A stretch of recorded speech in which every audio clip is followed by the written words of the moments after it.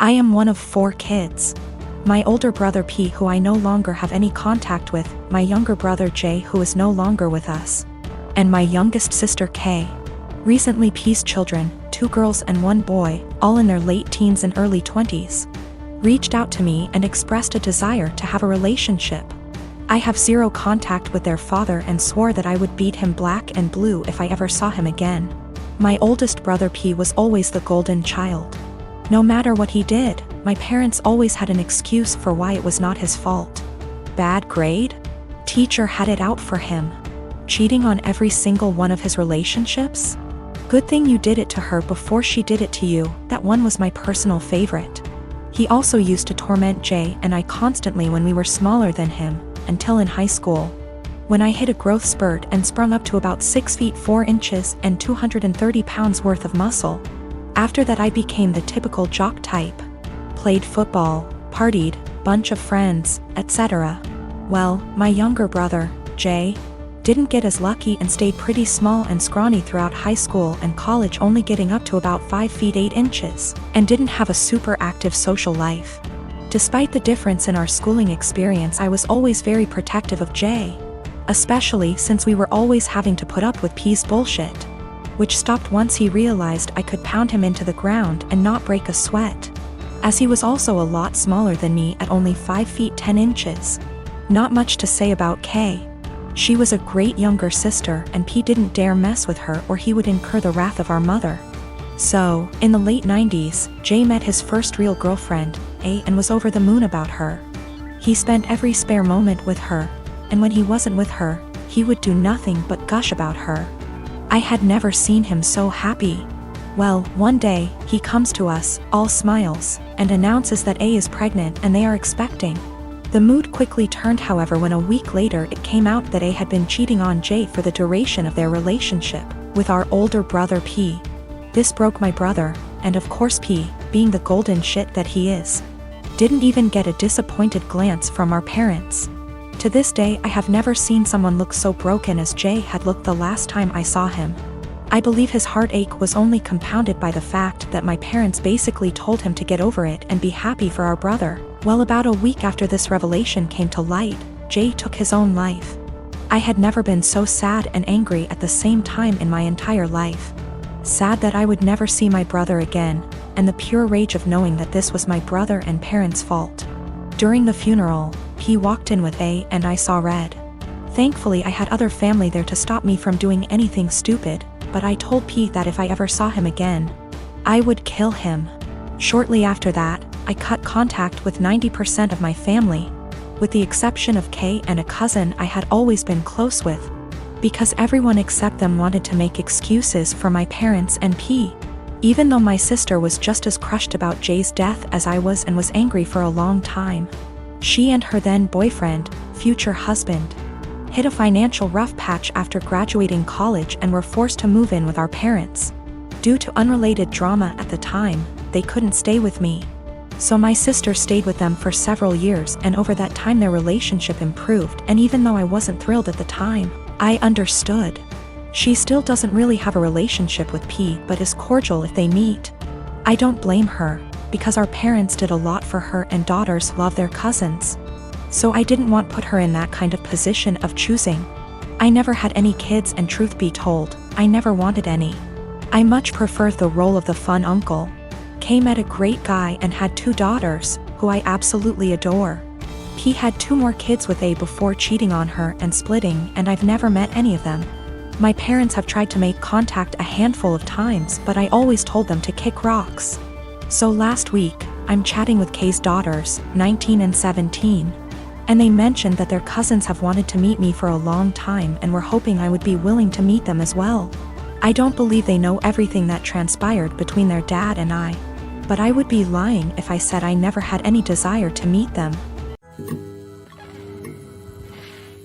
I am a 39 years old male, and I lost my son in 2019 due to a chronic heart condition. He was 15 years old.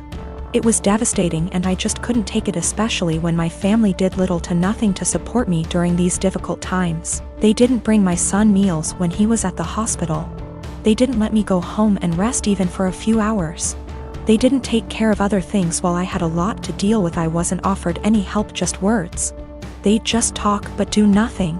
Despite the struggle, I've created an account for my son's college fund and kept putting whatever I could get at the time, and my son would talk about that a lot. He was depressed but always believed that he was going to get better and continue his education and attend college. I started saving money to keep him motivated and to make him feel like he could be like any other kid with hopes for a good future. He had a very close friend that's about the same age as him. They were friends for 5 years, and I can't express how his presence in my son's life helped him through the worst days. Sometimes his friend would spend the night with us and try to get my son to do activities and lighten up his mood all the time. To be frank, his friend was closer to him than his own family. He never stopped visiting and asking how I'm doing after my son's death. He'd show me handmade projects he made for my son and as a way to remember him, and we'd sometimes just sit and talk together or cry together. Last week, while I was with my family, my sister asked me what I was going to do with my son's college money. I didn't want to mention this, but since she asked, I told her that I will be giving the money to my son's friend. She barely even recognized his friend and was confused and said that my nephew deserves this money since he's family. My mom agreed that I wasn't thinking straight and that I should help the people close to me, family, and that my nephew has a right to go to college, and I was wrong for giving this opportunity away to someone else.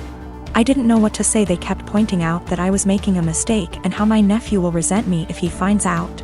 Thing is, my nephew wasn't close to my son. I don't even know why he'd be bothered.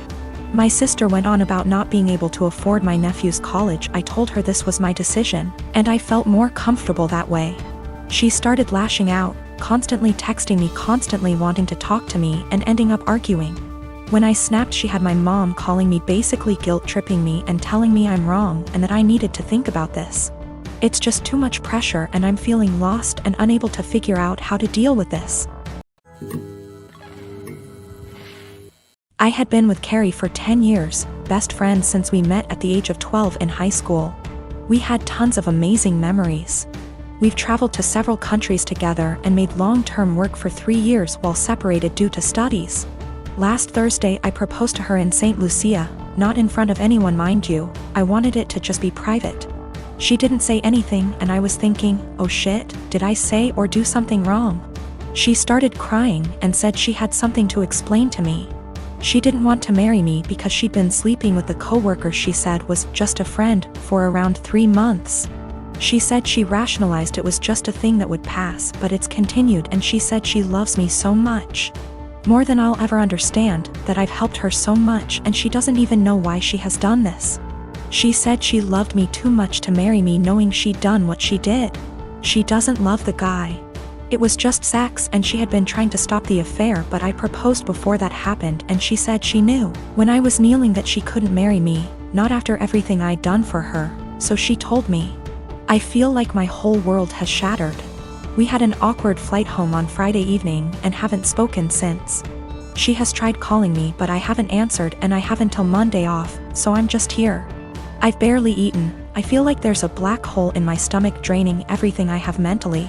I can't wrap my head around the fact that she was cheating, that she lied, that she hid it from me.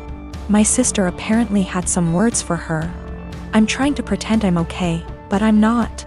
Every morning that I've woken up since last week Friday morning has just been bleak. I love her so much, but I've no intentions of getting back together. I don't think I would ever be able to trust her again, much less forgive her, for a very long time. My best friend brought a 6-pack yesterday and we drank in the evening. I cried my eyes out in the shower last night. I never cry, not even when my mom, who I was extremely close to, passed away. But I was sobbing like a child last night, and honestly I would have loved if my mom had been there to tell me it'd be okay. My sister brought over some breakfast this morning and basically made me eat because she knows I haven't really been eating lately. Zero appetite.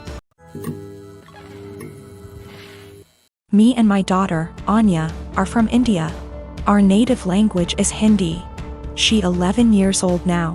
Her father died when she was 5 and I immigrated to States because everyone was trying to get me remarried to a 60-year-old sleazebag, because, oh no, however will a woman live or raise a child alone? I started dating my now husband when Anya was 6. He had a 5-year-old son, Ben, 50% custody. Me, Anya, Ben, husband and Ben's mom get along really well. The kids were very well adjusted and they were genuinely happy when we got married.